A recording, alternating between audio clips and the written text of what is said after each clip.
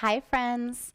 Today's video is one that so many of you have asked me to put together, so I am really excited to let you know how I love to and how I teach my students how to set intentions with crystals. This is a practice that is super simple. You can easily weave it within your own rituals, your own daily self-care practices, and I think that you're going to find it really lovely and beneficial in your life. In today's video, I'm going to be mostly chatting. So in a second, you can grab your journal and a pen and take notes. And then I'll give you an opportunity in a little while to push pause on the video, go grab a crystal that you're drawn to right now, bring it back to your space and practice with it. So right now, go grab your journal, go grab a pen, and I will see you back here in a moment.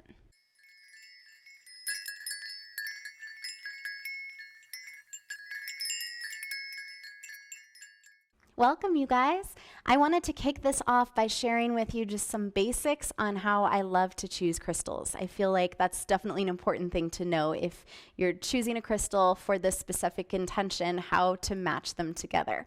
So when I am shopping for a new crystal, whether it be in a brick and mortar store crystal boutique or on the MoonRise Self-Care online crystal boutique, I first look at the list of attributes that crystal lists out. And an attribute is how that crystal can be incorporated in your life to help with any healing.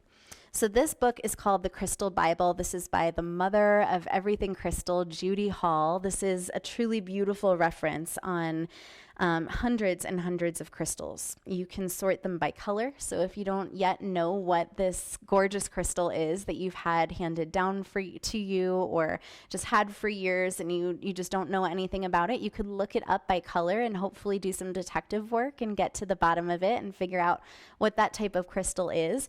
Or if you know what it is, you can look up the name and it just lists everything in here that you need to know. It talks about the color, the appearance, the rarity of the crystal, where you can find it. It does list out the attributes. So, for example, I'm looking at iron pyrite right now, and it says that it is an excellent energy shield.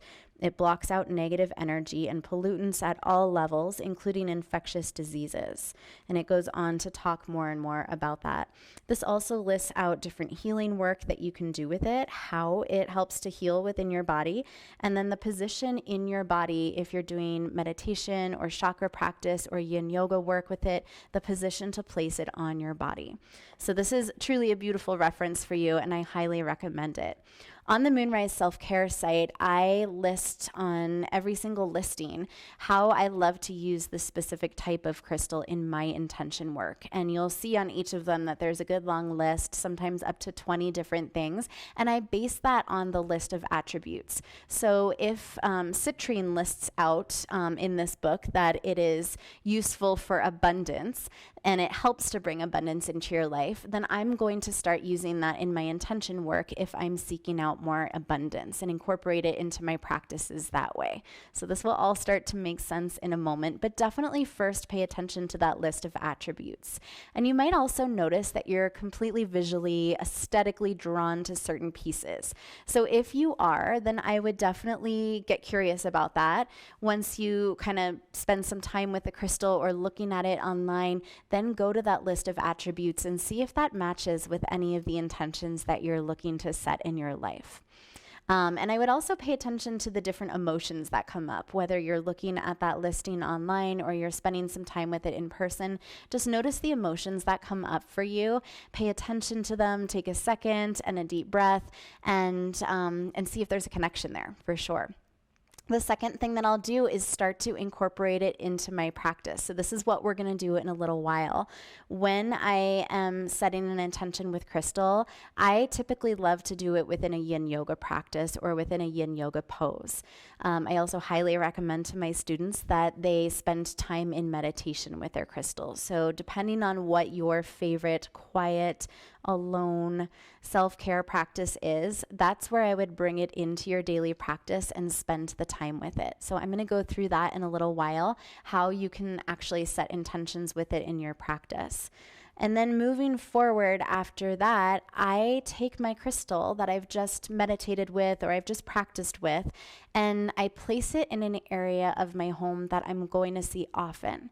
So maybe near my bedside table or on the counter in my bathroom or next to my desk, somewhere that I'm going to notice it very often. And every single time I do, I'm going to think about that intention that I set with it. It's going to remind me that I'm seeking more abundance in my life, or I'm creating more abundance in my life. It's going to remind me that I'm seeking more calm vibes in my life. Whatever my intention is, every single time I visually look at that crystal, it will remind me that I spent time with it and I set that as a goal for myself. And it just allows me to incorporate that into my life moving forward, as well as having that crystal energetically near me in my space. So that's the very basics on how I love to set intentions with my crystals. Like I told you, it is a really simple practice. There's not much to it at all. My 9-year-old son absolutely loves to incorporate this into his life. It's super simple and something that anybody can do. And from here, because it's so basic, you can then make it your own. So why don't you push pause on this video, go grab a crystal that you are drawn to in this moment, or something that does correspond with a specific intention that you have, bring it back to your space, and let's practice this together.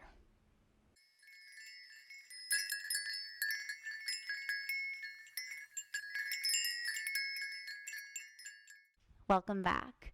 I wanted to make one last note for you before we get started in practice. This question will probably come up, which is why I wanted to address it. What happens if you do not feel anything from crystals? Some people do, and some people do not. For some people, it changes over time. Whether you feel an energetic shift and kind of a physical sensation in your body, or you don't notice that at all, that should not in any way affect your ability to work with crystals for your intention practices. In fact, I encourage you to absolutely still practice with them if you don't feel that. Sometimes it does change over time for people. And whether you feel that or not does not in any way affect that ability to utilize this in your intention practice and to see results from it. So still work with them. So I'm going to offer up a couple of poses for you. One is a seated position, one is lying down. Go for the one that truly just feels best for you. There is no right or wrong. One of them won't be better than the other. It's just what feels the most comfortable to you in your body and the one that allows you to be the most present. And if you're practicing with a smaller crystal, keep that nearby because we're going to incorporate it by holding it or placing it on our body. If it's a bigger piece, place it near your space or place yourself near it if it's really large and you don't want to move it. Somewhere that you can reach out and touch it, or somewhere that you just know that it's really close by. So the first position is this one, just seated in a meditative state. This is called Sukhasana in yoga. Cross one leg in front of the other, and if you would like, if it feels like there's any tension in your hips, you might want to place yourself up on a prop, so a yoga block or a pillow or a bolster. That should open up some space for your knees and for your hips and just create more of a comfortable position for you. So this is position option number 1. For the second option, I'm going to lie down on my back. This is a position that I come to often in my yin yoga practice. It's called supported bridge. So once you lay down on your spine, send the soles of your feet to the ground. So your heels come in towards your hips. Then take your prop and place it underneath your hips. So you'll press into the soles of your feet, lift your hips up off the ground, then place them back down on your block or your pillow. Take a second to get situated and get comfy.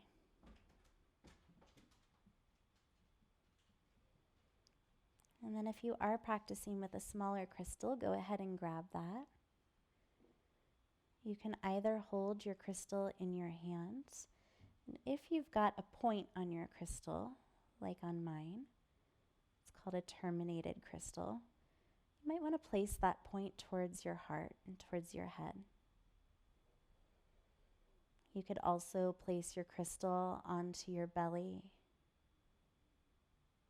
This allows me to really tune into the rise and the fall of my breath. I love to use this when I'm going for more of a calm practice with my crystals.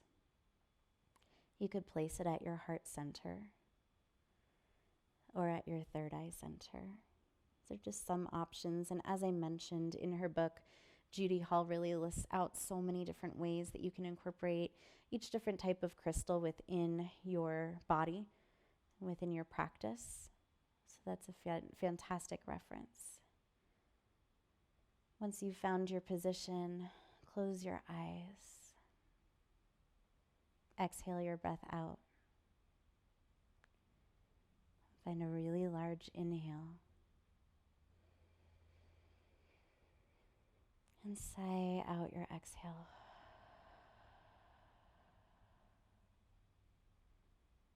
Just allow your breath to get lengthier and lengthier.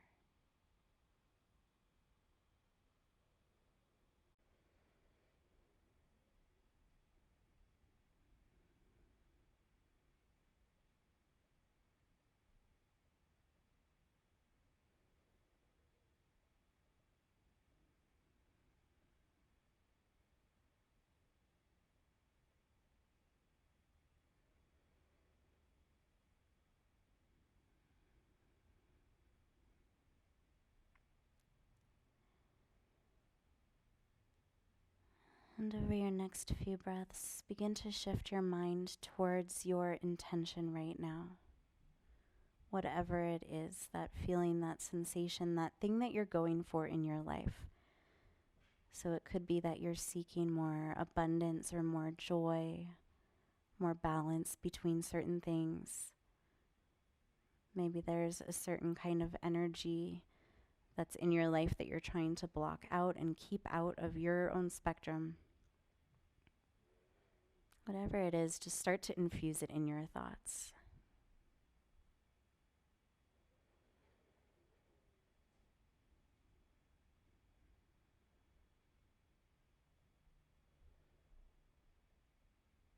And as you're sitting here with your intention, you might just notice how thinking about that word and that thing that you're going for, how it makes you feel, what emotions come up for you. You might literally just be saying that word over and over again. Or maybe there's a mantra that inspires your intention, that you're inhaling and exhaling.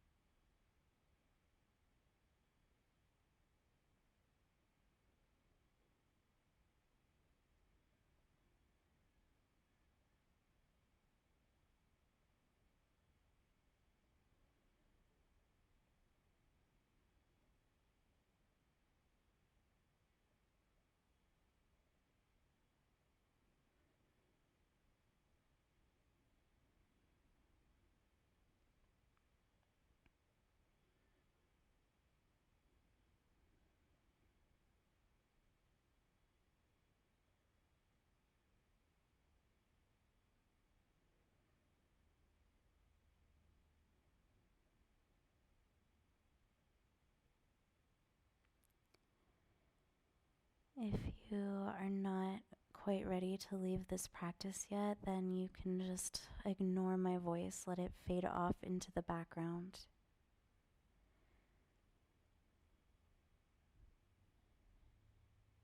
And if you're ready for some change,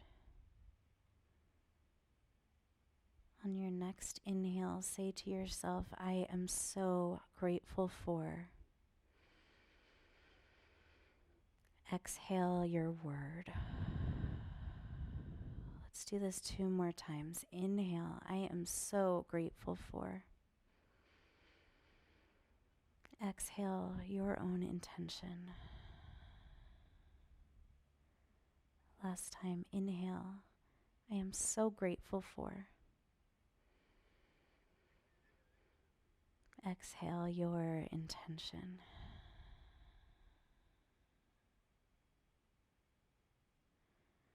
You can continue to hold your crystal if it's small enough. So if it's placed on your body, I would definitely grab it so it doesn't fall off of you when you begin to move. And place the weight back into the soles of your feet. Press your hips up off of your prop that you're using. And slowly roll down one vertebra at a time back onto the ground. With your crystal off of your body and in your hands, draw your knees to your chest. You might even sway a couple times side to side. And then drop your knees over into a fetal position. If you're seated, we'll meet you back up there in just a moment. And press yourself back up into a seated position. Keep your eyes closed, get comfortable. And we're going to come to that mantra of gratitude for our intention once more. So if you're not holding your crystal once more, you could grab it.